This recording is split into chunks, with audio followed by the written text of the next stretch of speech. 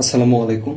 আশা করি সকলে ভালো আছেন। আজকে আমরা খুবই ইন্টারেস্টিং একটি টপিক প্রিজম পড়তে যাচ্ছি। এটি হচ্ছে আমাদের এইচএসসি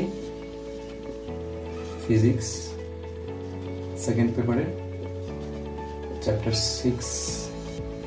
সিক্সের একটা খুবই important topic for both HSC and admission.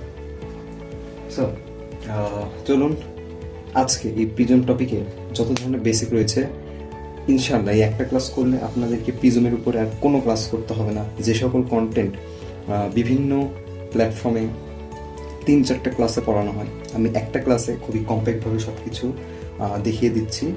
হয়তো আপনারা এখানে প্র্যাকটিসের যে সুযোগটা সেটা পাবেন না, বাট আশা করছি এই কনসেপ্টগুলো জানা থাকলে, মানে সূত্রগুলো অ্যান্ড ডিটেইলস জানা থাকলে আপনি ইনশাআল্লাহ সব ধরনের কোশ্চেন সলভ করতে পারবেন।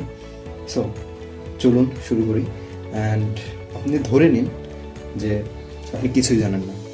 চলুন আমি আপনাকে সব কিছু বুঝিয়ে দিচ্ছি কীভাবে কী হয়। সো এটা মূলত একটা প্রিজম।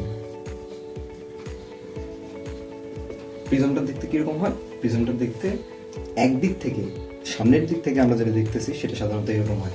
অ্যান্ড আপনারা যদি প্রিজমের অরিজিনাল লুকটা দেখতে চান, আমি 3D আঁকা ট্রাই করছি।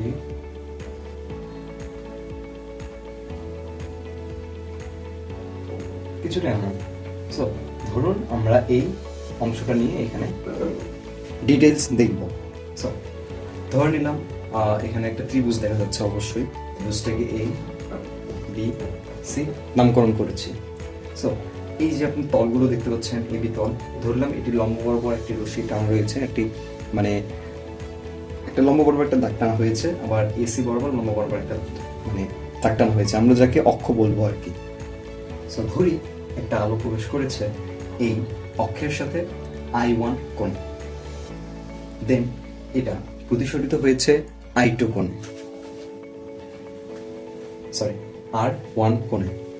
দেন এই প্রতিসরিত যেই রশ্মিটা বের হয়েছে, মানে ঢুকেছে আর কি এই জায়গাতে, সেটা এই অক্ষের সাথে R2 কোণে প্রবেশ করেছে অ্যান্ড বের হয়েছে I2 কোণে। যদি আপনাদের কাছে একটু ঝামেলা মনে হয়, আপনারা জাস্ট দেখতে থাকেন। এটা হচ্ছে মাথার ভিতরে রাখতে হবে না, মাথার ভিতরে কোনটা রাখতে হবে আমি সেটা বলে দেবো। সো জাস্ট চেনার জন্য আর কি।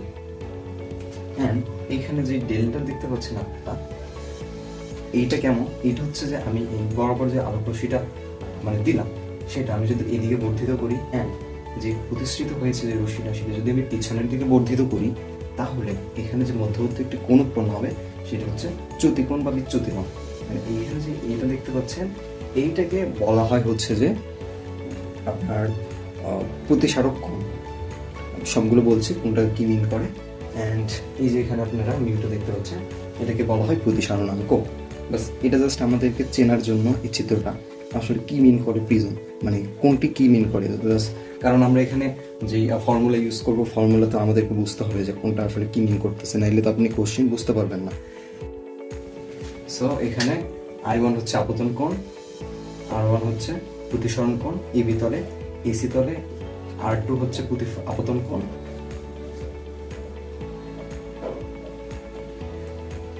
এন্ড R2 হচ্ছে প্রতিসরণ কোণ, মানে এই যে এসি তল। এন্ড এখানে মিউ প্রতিসরণাঙ্ক মিন করে, এ হচ্ছে চ্যুতিকোণ বা বিচ্যুতিকোণ মিন করে, এ হচ্ছে প্রতিসারক কোণ মিন করে। এখন আমাদের এগুলো জাস্ট একটু আমরা চিন্তা ভাবনা করলাম আর কি কী কী হতে পারে। আমাদের মেইন জিনিস হচ্ছে এগুলো ফর্মুলা মনে রাখলে কাজ শেষ। দেখেন এই যে এ মেইনটি প্রতিসারক কোণ, প্রতিসারক কোণকে কিন্তু আমাদের সবসময় এ দিয়েই আমাদেরকে ডিফাইন করতে হবে। আমি যে এখানে ত্রিভুজ এ ধরেছি এই জন্য এ দিয়েছি, ব্যাপারটা এমন না, এটা সবসময় এ ধরে নিতে হবে। এটা সমান কি হয়? R1 + R2 হয়।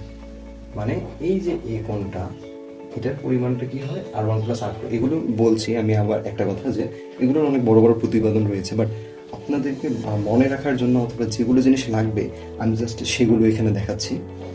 সো এই ইকুয়ালস টু R1 + R2। তাহলে এখানে যে ডেল রয়েছে, ডেলটা হবে I1 + I2 - A। এই যে চ্যুতিকোণটা রয়েছে, এটা বের করার জন্য আমরা এই সূত্রটা অনেক বেশি ইউজ করবো, আমাদের অনেক জায়গায় এটাতে লাগবে। অ্যান্ড আরেকটা সূত্র রয়েছে আমাদের, সেটা হলো যে μ1 = sine del N plus A divided by 2 divided by sine A by 2। Sorry, এই জায়গাটা মিস করেছি, এটা বলে দিই। বিষয়টা হইলো যে ডেল এন যখন চ্যুতিকোণ সর্বনিম্ন হবে, এটা সর্বনিম্ন তো চ্যুতিকোণ থাকবে, এটা যে কোনো কোণেরই একটা সর্বনিম্ন কোণ থাকে। সো এই ডেল এনটা যদি সর্বনিম্ন হয় তখন কি হয়, I1 এবং I2 পরস্পর সমান অ্যান্ড R1 এবং R2 পরস্পর সমান হয়।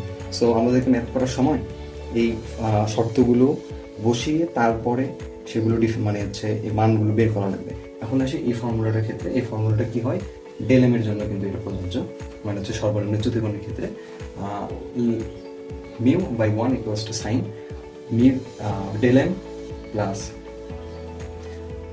এ divided by 2 divided by sin a by 2. Mu equals to sin del m plus a divided by 2 divided by sin a by 2. এই ফর্মুলাটা রয়েছে।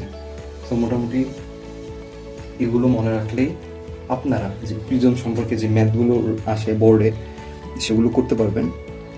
বাট আমি আপনাদেরকে আরেকটু এক্সট্রা জিনিস দেখিয়ে দিই, সেটা হচ্ছে স্নেলের সূত্র। এটা আসলে চ্যাপ্টারের শুরুতে পড়ানো হয়, বাট আমি ভাবলাম অনেকেও এই জিনিসটা না পড়েও ভিডিওটা দেখতে পারে, যেন তারাও যেন বুঝতে পারে যে আসলে এই যে প্রতিসারণটা কীভাবে বের হচ্ছে। সো ধরুন দুইটি আলাদা আলাদা মাধ্যম, এটা বায়ু মাধ্যম, এটা পানি মাধ্যম। এখানে একটা আলোক রশ্মি আই কোণে আপতিত হলো, নির্গত হলো আর কোণে। ধরলাম এটা প্রতিসরণাঙ্ক মিউ আই, এটা প্রতিসরণাঙ্ক মিউ ডাব্লিউ। তাহলে এই দুজনের মধ্যে যে সম্পর্কটা হবে সেটা হবে mu I sine I equals to mu W sine আর।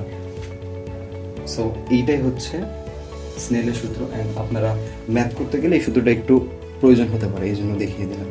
তো এটি ছিল প্রিজম সম্পর্কে ফার্স্ট ক্লাস, মানে একটু কমপ্লেক্স ক্লাস।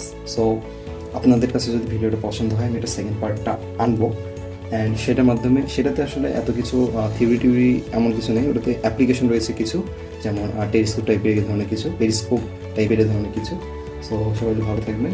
অ্যান্ড আপনারা যদি ফিজিক্স নিয়ে এরকম কনসেপচুয়াল যে জিনিসগুলো মানে একটু রিভাইজ দিতে চাচ্ছেন, সেই টপিকগুলো আমাকে অবশ্যই কমেন্টে জানাবেন, ইনশাআল্লাহ আমি ভিডিও আপলোড দেওয়ার ট্রাই করবো। সো ধন্যবাদ।